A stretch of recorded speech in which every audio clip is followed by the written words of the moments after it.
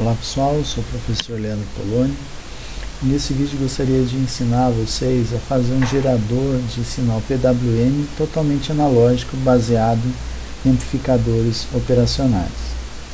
Para quem não sabe, um gerador de PWM, é um circuito que consegue gerar pulsos com larguras diferentes baseados numa tensão de referência que a gente pode trabalhar aqui no circuito.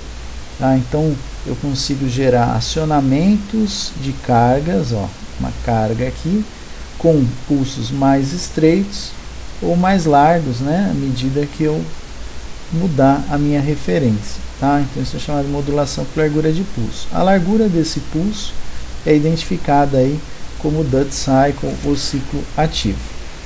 Isso aqui é bastante importante para a gente fazer acionamento de motores, lâmpadas, cargas que consomem uma potência alta, mas que podem eventualmente não precisar de toda a potência máxima entregue a ela no decorrer da sua operação, para eu poder fazer esse controle.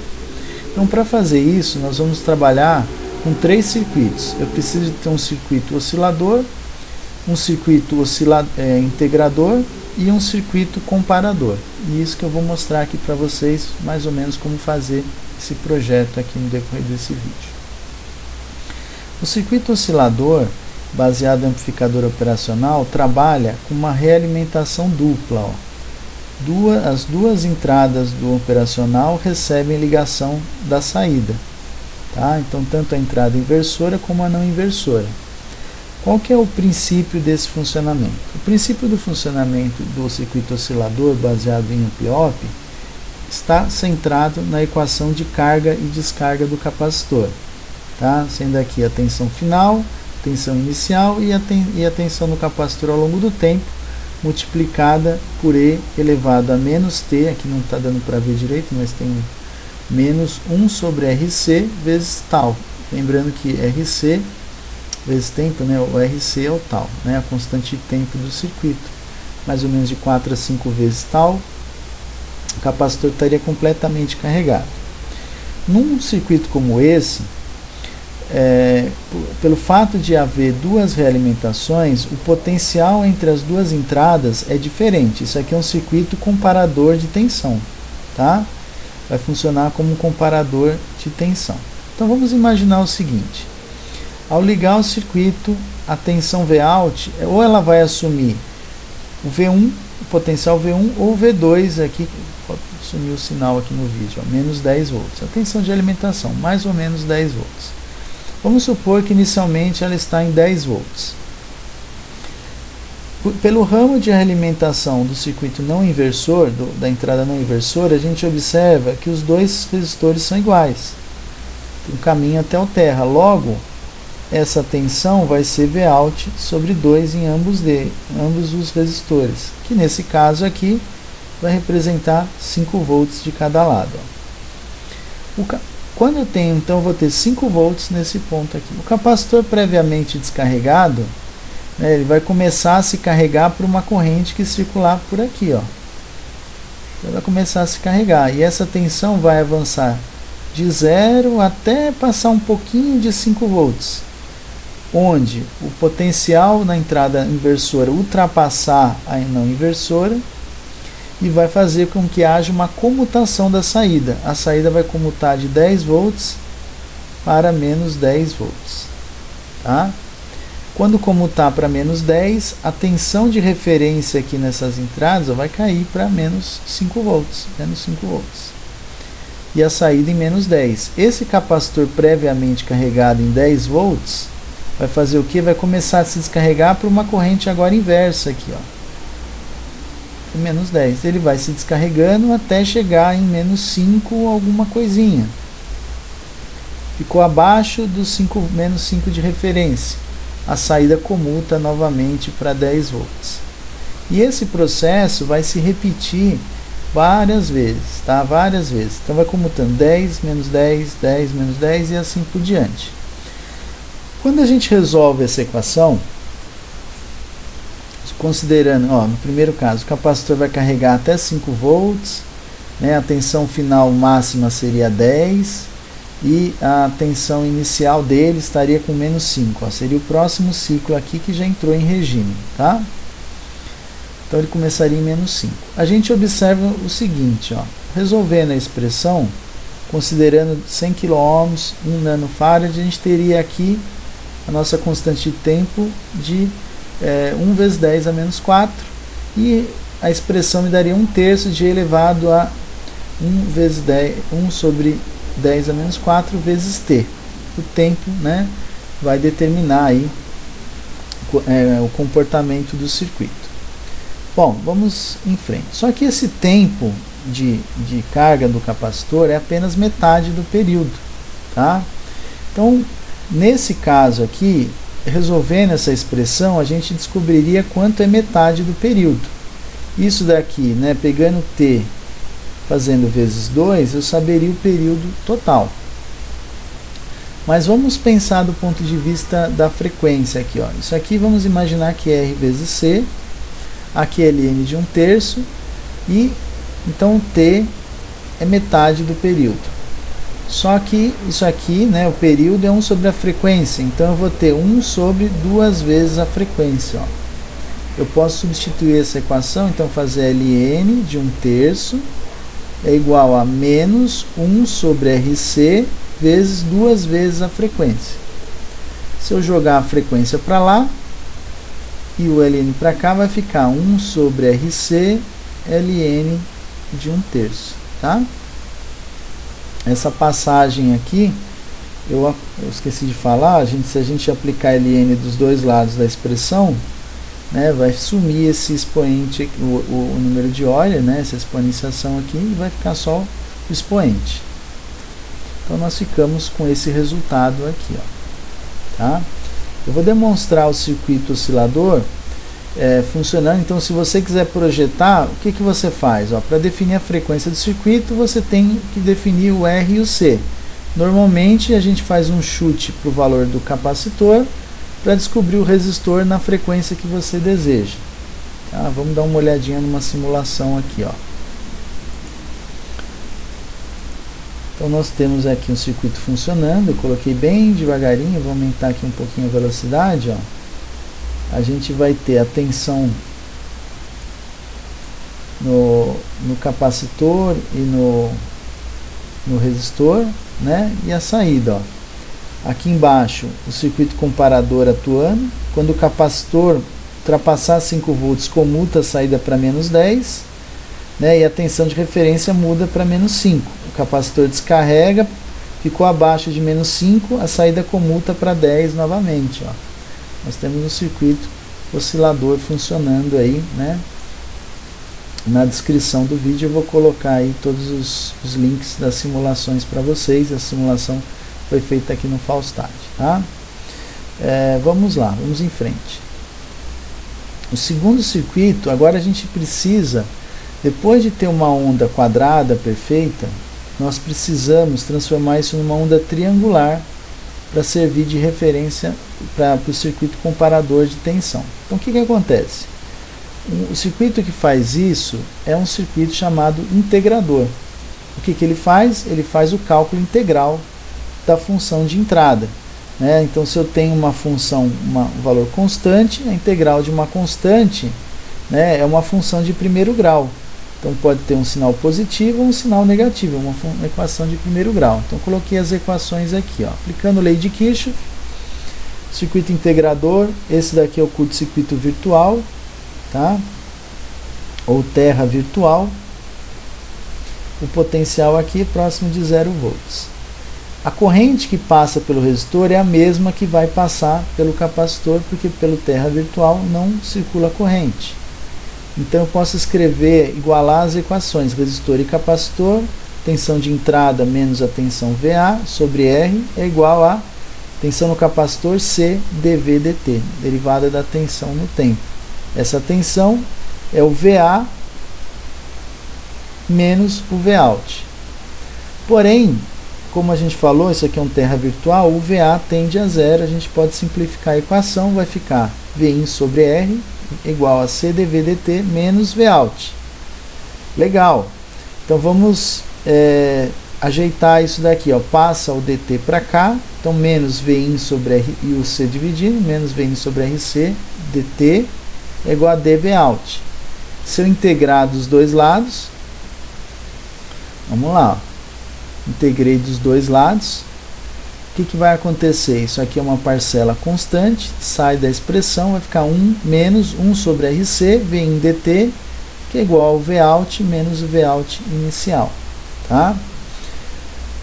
Então, só reescrevendo, Vout é igual a menos 1 sobre RC, esse menos, porque isso aqui é um circuito inversor, não deixa de ser um circuito inversor, Vin dt. Então, o que acontece nesse caso?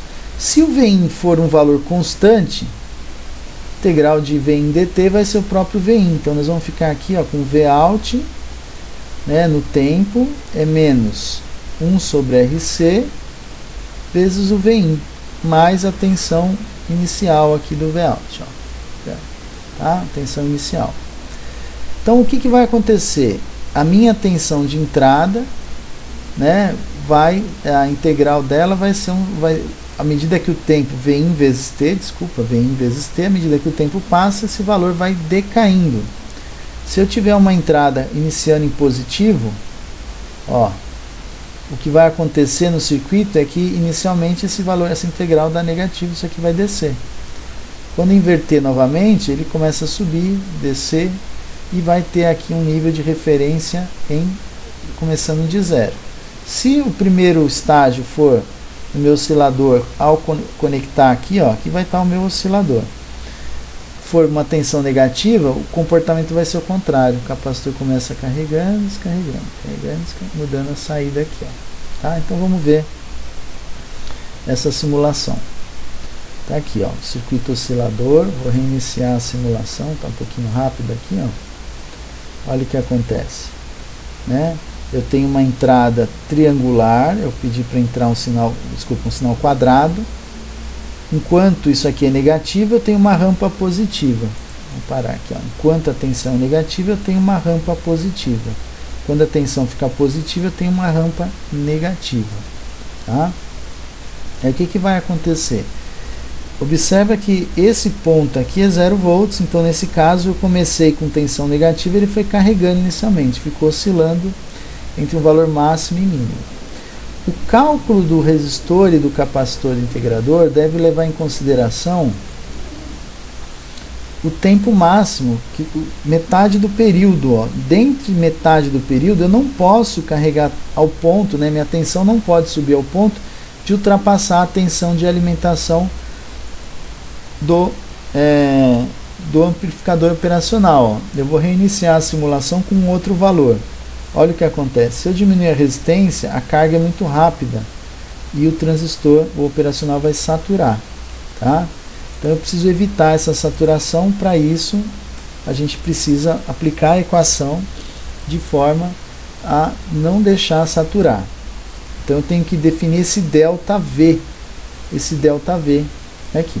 Voltando no circuito, então vamos supor que eu estou alimentando isso aqui com mais ou menos 9 volts. Mais ou menos 9 volts.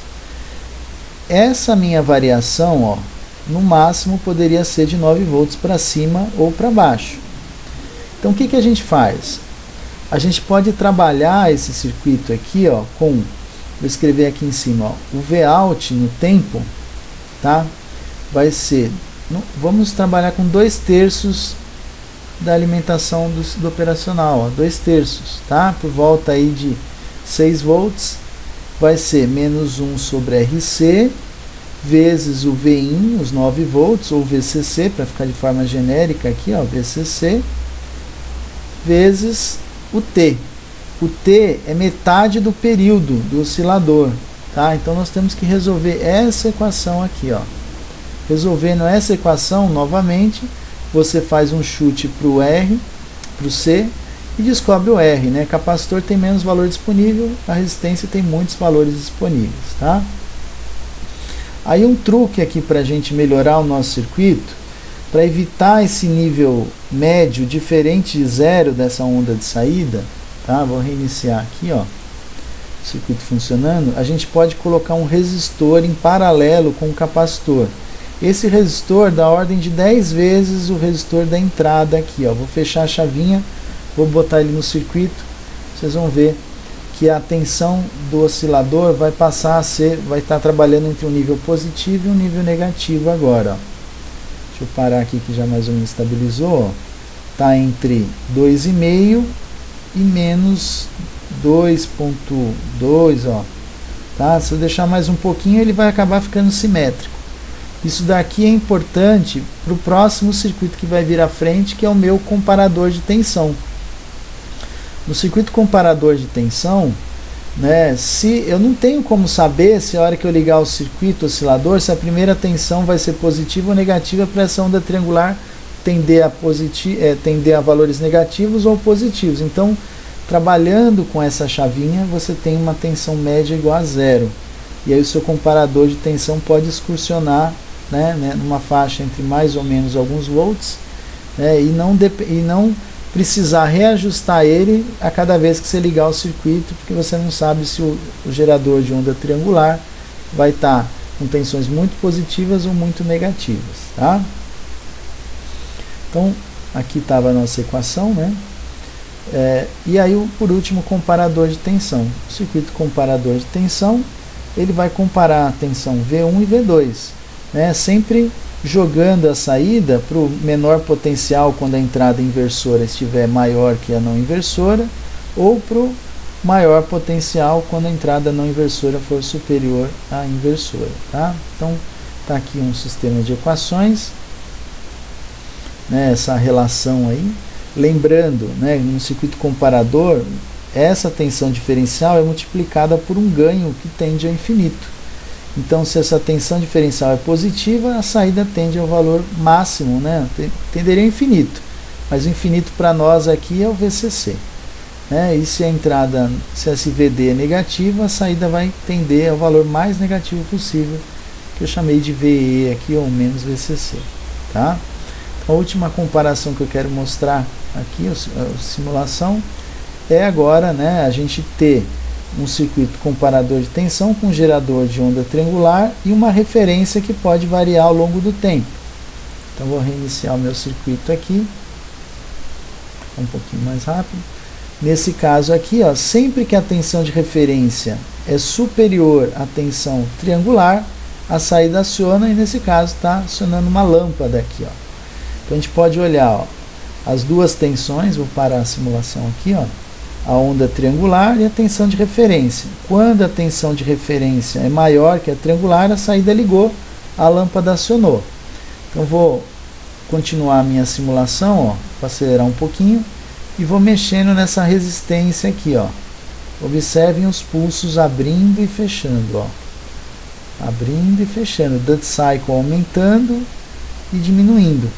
Tá? Nessa entrada aqui do comparador de tensão, né, dependendo do que você vai fazer, pode ser um trimpote mesmo, mas, por exemplo, aqui poderia ser um sensor de luz, né, que controla o acionamento de um motor ou de uma lâmpada baseado na luminosidade. E isso ocorre de forma proporcional.